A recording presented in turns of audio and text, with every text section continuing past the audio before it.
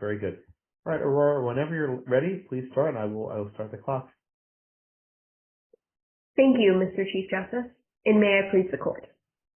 This case is about whether the University of North Carolina's race-conscious admissions policy violates the 14th Amendment's Equal Protection Clause and Congress's exercise of the 14th Amendment's Enforcement Clause in Title VI of the Civil Rights Act of 1965, when the university gives plus factors to applicants of certain minority groups, such as Black, Native American, and Latino groups. Not only does the university give plus factors to certain minority groups, but it discriminates against Asian Americans by giving them lower personality scores and discounting higher test scores in applications. In other words, this case requires the court to answer the following question. Do race-conscious admissions policies violate the 14th Amendment's guarantee of the right to equal protection of the law? They do. The 14th Amendment guarantees equal protection of laws to the citizens of the United States. This court has interpreted the Equal Protection Clause as prohibiting the use of racial discrimination. For example, this court in Brown v. Board said, quote, "No discrimination shall be made against people of color by law because of their color," end quote.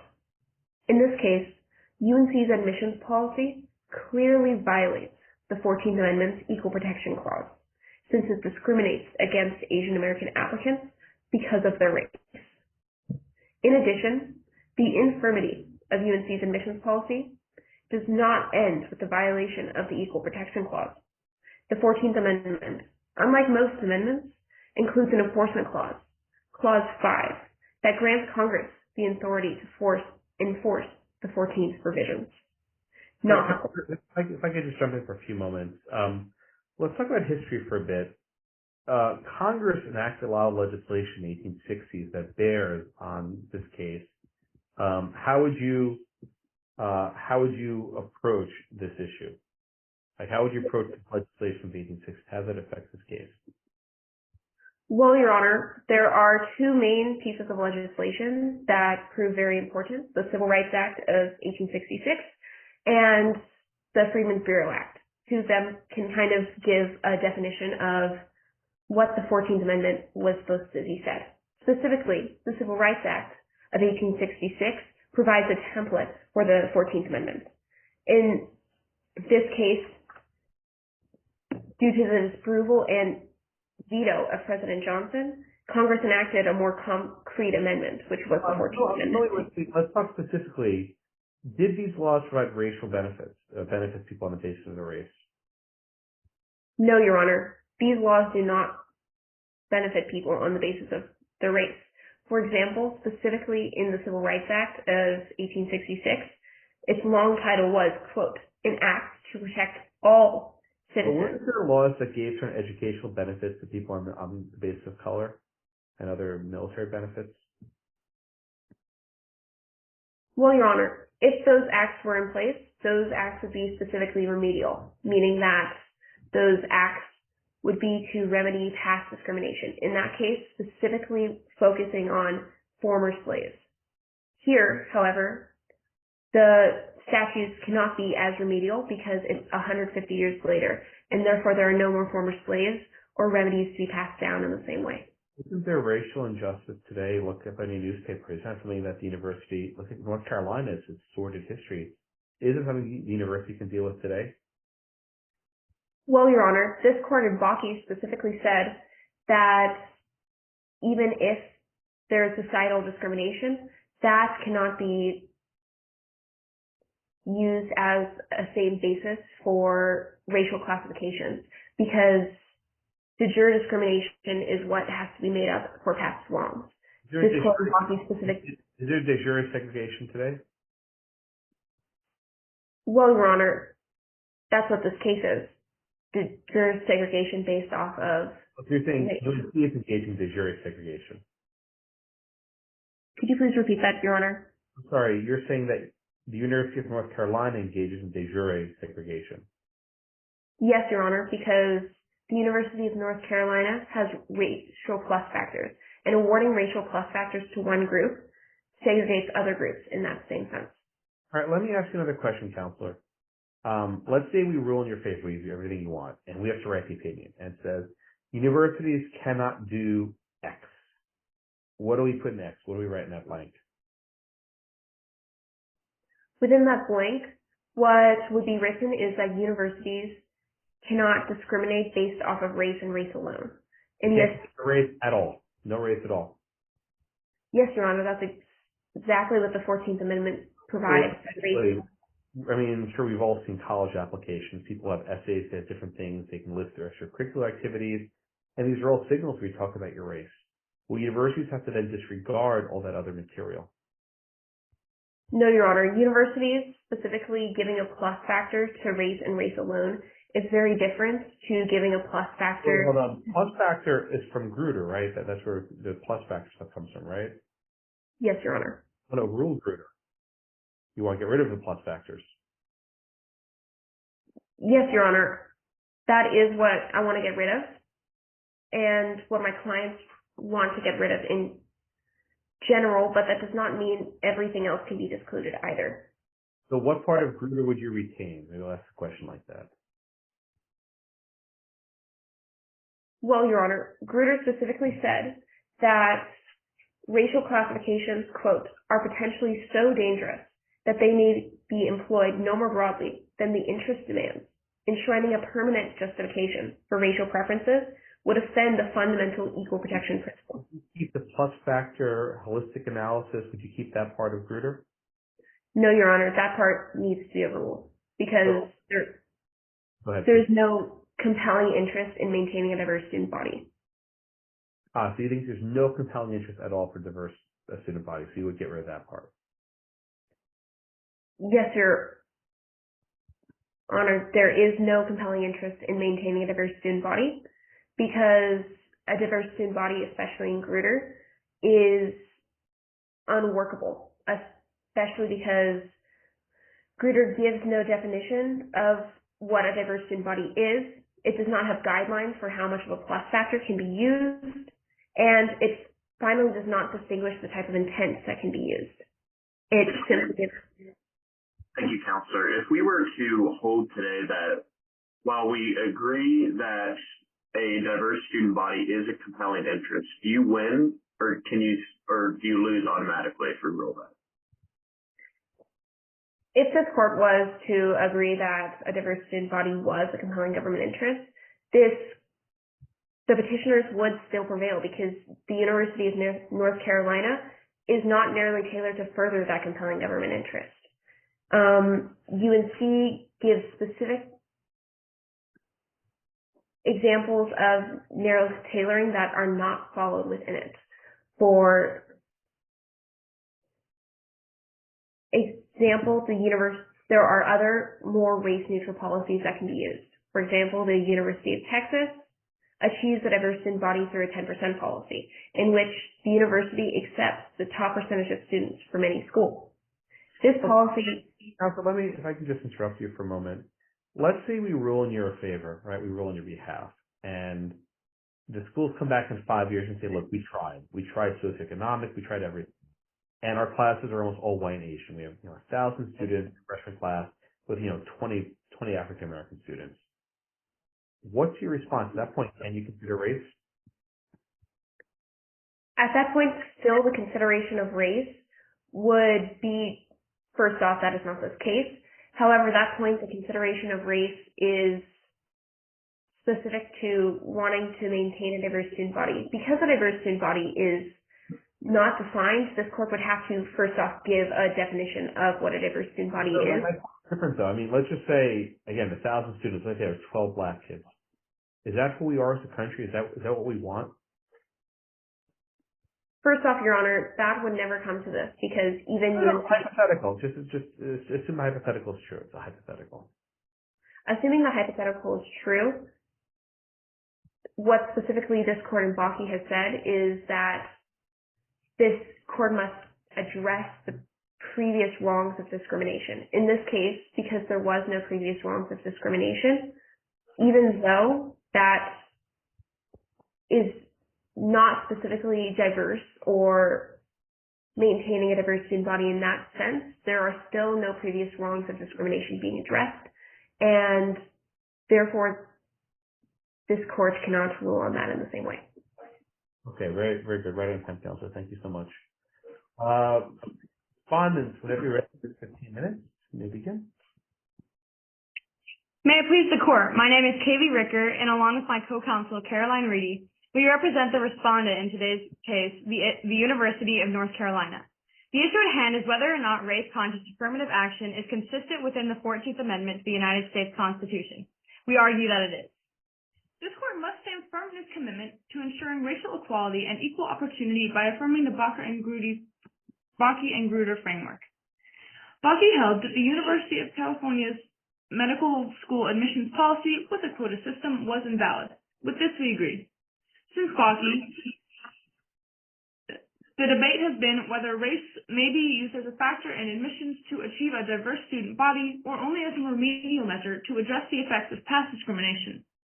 In Grutter, the law school's admission policy evaluated an applicant's LSAT standardized testing scores and undergraduate grade point average in determining which students to admit. Upon appeal from the Sixth Circuit, the Supreme Court adopted Justice Powell's view in Bakke that student body diversity is a compelling state interest that can justify the use of race in university admissions.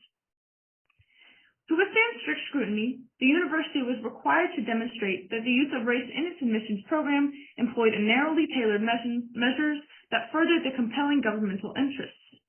The law school's admission program was ruled to be narrowly tailored to achieving a diverse student body because it was flexible enough to provide each applicant with individualized consideration necessary to withstand the constitutional challenge. Because law school considers all elements of diversity, not just race, and non-minorities are not foreclosed from admission, the policy does not unduly burden non-minorities, this court held.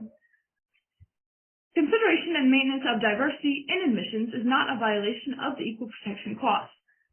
While courts have found from precedent cases that a quota system is a violation of the Equal Protection Clause, there are remedies available to maintain diversity on campuses such as UNC. All right, if I could interrupt you for a minute. Your friend on the other side said that the educational benefits that flow from diversity is not a compelling interest. Why do you argue that it is a compelling interest? Well, Your Honor, we argue that this is a compelling interest because it allows the students to have a better educational opportunities in the university. But the word compelling, right? When we say compelling, that means of a really high order, right? Like protection of life. How does benefits in a classroom amount to a compelling state interest? Diversity produces not only better students, Your Honor, but better humans in general. Education is the very foundation of good citizenship. Who said it? That was in Brown, wasn't it? That was in Brown, yes, sir. So let's say we agree with you that education is very important to society, right? Let's talk about narrow tailoring.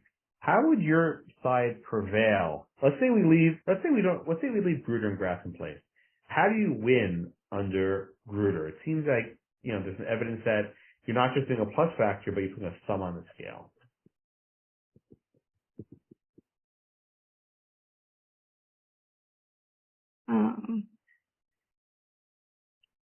Sorry, could you repeat the question? I'm sorry, it was a long question. I'll ask it again. Explain how your policy at UNC complies with Grutter. So this is the most narrowly tailored option, Your Honor. The other suggestions by the petitioner may fulfill their own compelling interests, but they do not fill the compelling interest that the government wants of the diverse student body. This court should have desired. Fisher ruled that we do not have to exercise every possible option in order to get to the best narrowly tailored option.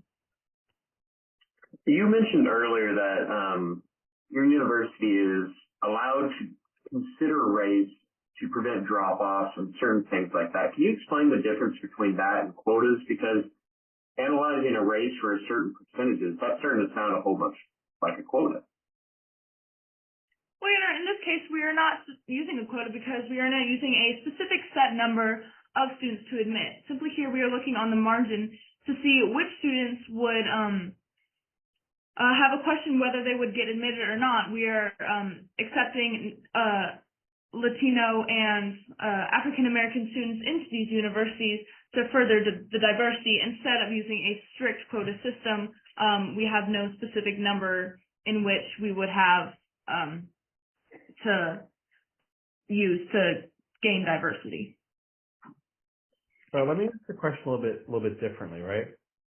Grutter, Grutter said there was a 25-year clock, right? A 25-year clock. That eventually there's a stopping point. When will we know if we've reached that stopping point? Your Honor, diversity is not a magic number that can be found at a certain point in time. It must be seen on a case-by-case basis. It is much easier to see when diversity is not achieved, like in today's case, than when it is achieved. In order to figure out whether or not we have achieved that, we can see on a totality test that references maybe the history of underrepresentation of that race, or the population, the percent of population versus the percent of enrollment, and even the cultural events targeted at minority cultures, like a BSU, other such organizations. What metrics can you point us to that would show that there is evidence of this unequal opportunity for some students of a particular race right now that would prove that we would need these certain admissions practices? Well, Your Honor, in lower education, there has been shown to be less opportunities for African American and Latino students. They have less opportunity to be put with better teachers and higher education opportunities in their education growing up.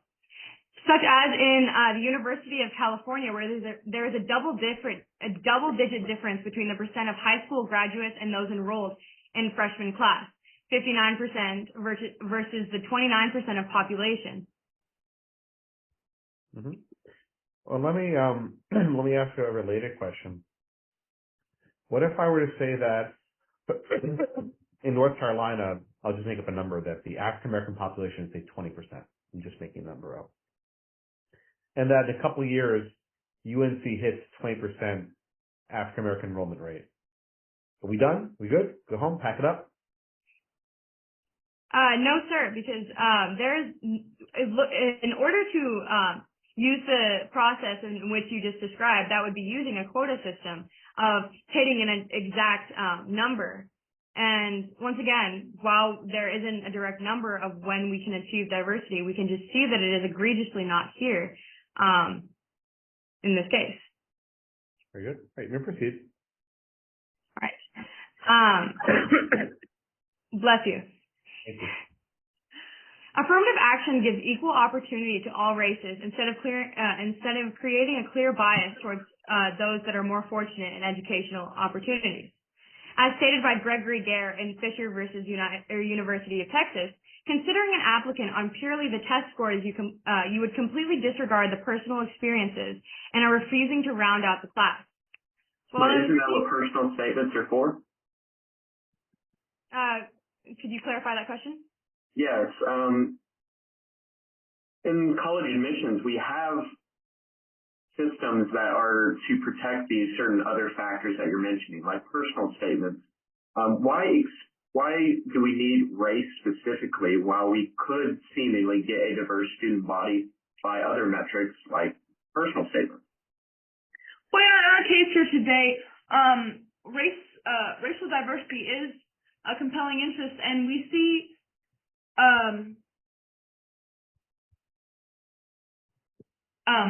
that these essays are not the most effective way to see the diversity of these students.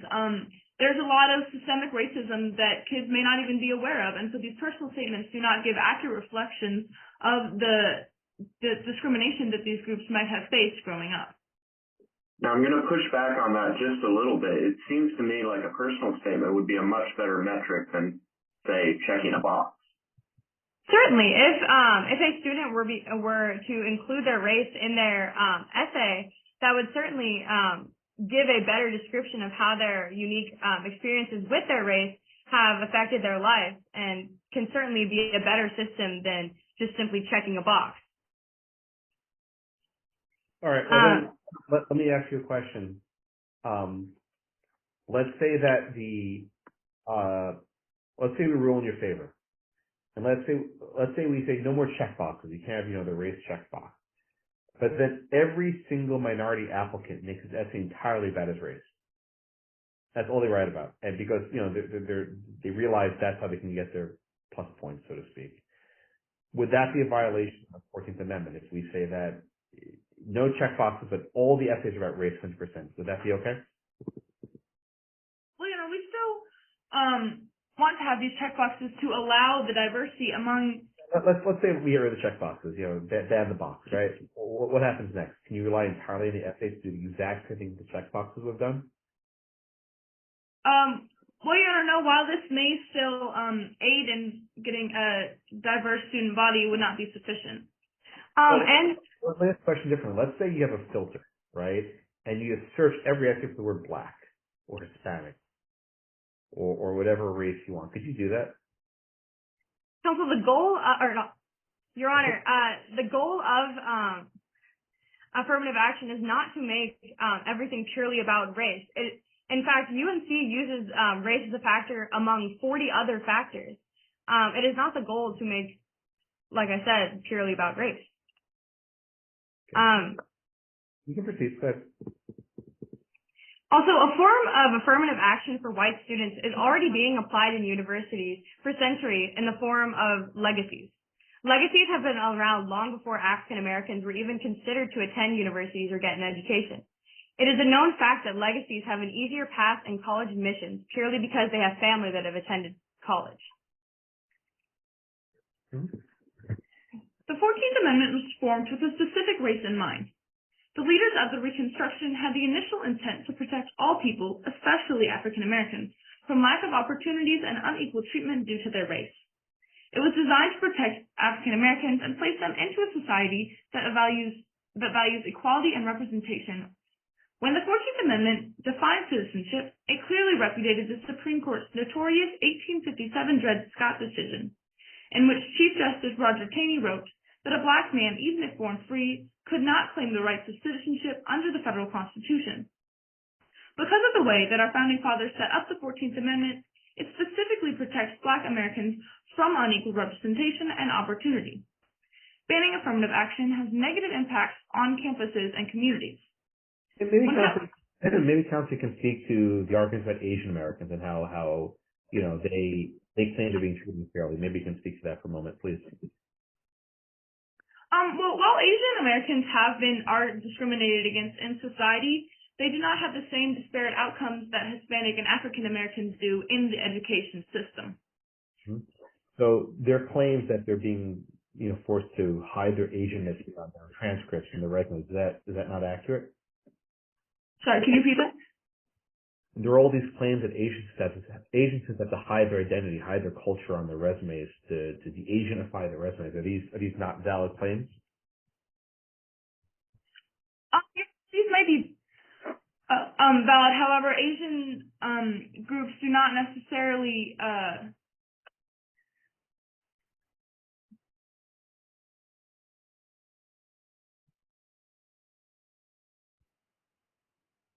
Asian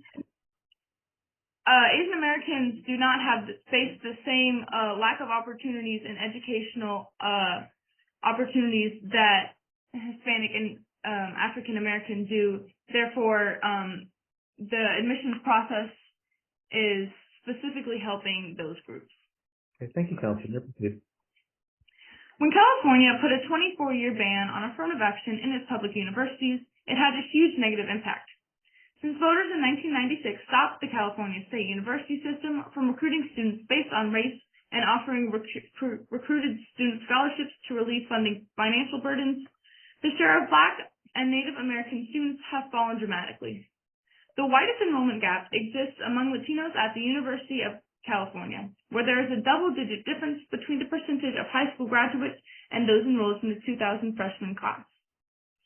Proposition 209 created a fundamental opportunity gap for students of color. Since this ban, Native American and African American and Latino representation in admission decreased by 10%. Many of other states followed in California's footsteps, leading to dramatic decreases in already underrepresented populations. These states imposed bans on race-conscious affirmative action in their college admissions. It is for these reasons that we pray that the court rule in favor of the respondent and reverse the lower court's decision. Thank you. All right. Affirm. Affirm the lower court's decision. Thank you so much, Counselor. Thank you. I appreciate it. And I appreciate being good sports at this. 5 minutes for the petitioner to begin whenever you're ready. Thank you, Mr. Chief Justice.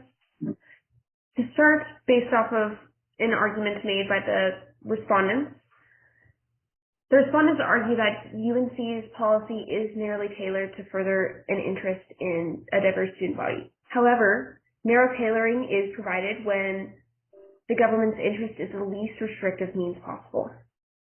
Here, there are other more successful and less restrictive race-neutral admissions policies. For example, the University of Texas achieves a diverse student body through its 10% policy, in which the university accepts the top 10% students from any school. This policy not only achieves racial diversity, but it also achieves geographical and socioeconomic diversity. But which will the top 10% work in every state? I mean, it's largely based on the geography. What if schools aren't sort of staggered that the 10% plan works?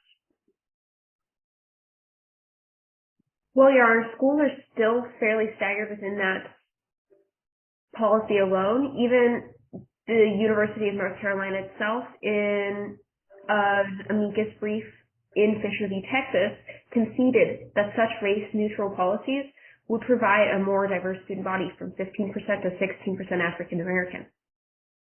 Okay. But Counselor, again, I'll go back to my question before. What happens if, UNC tries everything? They try 10%, they try socioeconomic, and they're still stuck with a very low percentage of minorities. Is the answer just too bad? Deal with it? Who cares? If UNC tries everything and they are still stuck with a very low percent of minorities,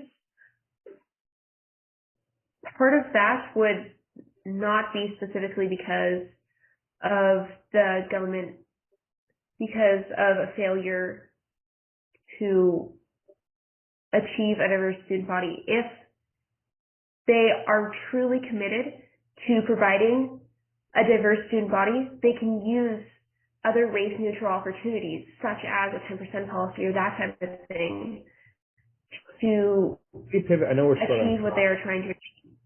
So if we pivot a bit and talk about stare decisis, Bakhti's been around for half a century. Gruder's almost 30 years old, 20-something years old. Isn't there reliance on affirmative action? Haven't large industries sort of grown up to depend upon the ability to use race as one of many factors? I mean, wouldn't your opinion be really sort of disruptive, a jolt to our society? There could be a jolt to society for a different case, Your Honor. However, within this, specifically this court described in Dobbs last year that a reliance interest is where, quote, advanced planning of great precision is most obviously a necessity, end quote. Here, advanced planning is not a necessity because each admission cycle, there are new students. Schools can have different processes. It happens all of the time. What about going beyond higher education? If the court rules in favor of your side here, will that affect government contracting, hiring in the federal government? Will that affect all levels of our society? The issue with Gruder, Your Honor, is the fact that it is very different and very opposite of most other cases in the first place. Already, historically, protection and equal protection under the law is race neutral for a lot of other things. For example, the use of race is not permitted in housing. The use of race is not permitted in decisions on employment, and the use of race is not permitted in public facilities. Based off of What about prisons? What about prisons? What if this actually happens in California, where I think you are? There are race riots in prison, and the government needs to separate people based on the race riots in prison. Is that okay? Well, Your Honor, I'm not going to pretend to know the first thing about regulation or laws. That's right. Yeah, go ahead. That wasn't a fair question. There was actually a case in this some years ago, but I'll move on. Actually, you have 30 seconds left. You're welcome to wrap up. Based off of what I was saying, UNC's failure to meet the narrowly tailored prong would be sufficient alone to strike down UNC's policy. As the respondents argue, however, race is not another, or a compelling interest is not just one specific thing. There is no racial diversity that can be specifically stated, and therefore, because there's no statement, universities are still left to wonder what racial diversity is. Thank you. All right, thank you so much. All right, everyone please back to camera. So I need to thank Caroline and Kaylee. I am so happy you did this today. I think it was an act of generosity because you didn't have to do this. You can go home, play with your friends, do whatever you want to do, but you did this for the benefit of your friend Aurora, who you've never met before. So I want to say thank you for that. And again, you guys did better today than you did yesterday. And I think the way these sort of rounds work is the more practice you get. I'm sure you were all day yesterday, oh my God, I should have said this, and why did I say that, right? And now you upgraded, because I asked you some of the same questions, and your answers were better. So thank you so much to Caroline and Kaylee. To Aurora, congratulations, that was a very good round. You're by yourself, which I guess, that's your choice, but I don't think you suffered for it at all. You handled every question with poise. I threw some very difficult questions at you. What I appreciated is that when I asked you a question, you stopped talking immediately. And if you spot somebody leaning forward, right, and you kind of just like stopped because you saw I was about to ask a question, that requires a lot of talent to even notice that, especially over Zoom because there's a little bit of delay. I thought you were really sharp. You didn't let me frustrate you. I deliberately threw, that was an unfair question. There was actually a case involving prison riots. I think. California? Which one was it? Is it Gerald something?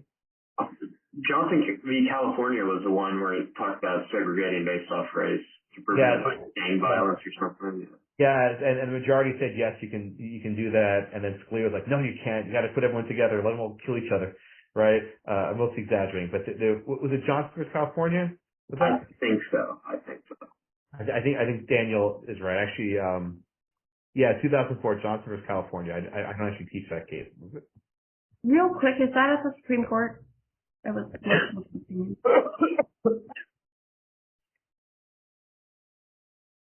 Yes, it is, but don't feel bad about not knowing that case. It's tangentially related, I think, but.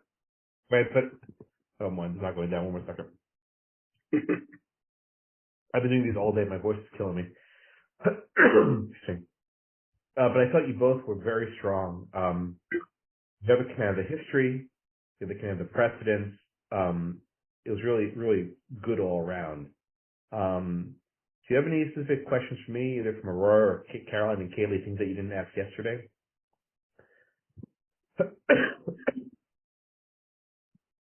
I do realize that we did much better than yesterday. So will today's round be accounted in the score from yesterday? If you're going to ask that, I don't know. I don't think it's fair, to be completely honest. That's understandable. I think the answer is probably not, because no one else had a basic practice round. So we'll have to count you on from yesterday. I'm sorry. All right. Thank you. No, I knew you were going to ask for that, and I was thinking about that during the round. But it wouldn't. I don't think it'd be fair to the other teams going one shot at it. Can we at least get the score from today? Even if it's not accounted for, can we see what you would score it? Okay. Daniel, are you okay with that? I'll do it. Okay, we'll get feedback. I think it's Daniel. Did you judge them yesterday, or was that someone else? I can't remember. I judged them yesterday. It's at least about 2 of the 3 judges who judged yesterday. I'm happy. I'll send those to the spreadsheet. Okay. Aurora, any questions you'd like to ask us? My voice is going on, man. I got one more round to go. There are no questions. I do have to say thank you, though, to Caroline and Kaylee for doing that. I deeply appreciate it. That was very generous of them. All right. Well, if no further questions, I'm going to rest my voice for 45 minutes, and hopefully I'll be able to finish it up at 4 o'clock. Thank you so much, everybody. Thank you. Thank you. Okay.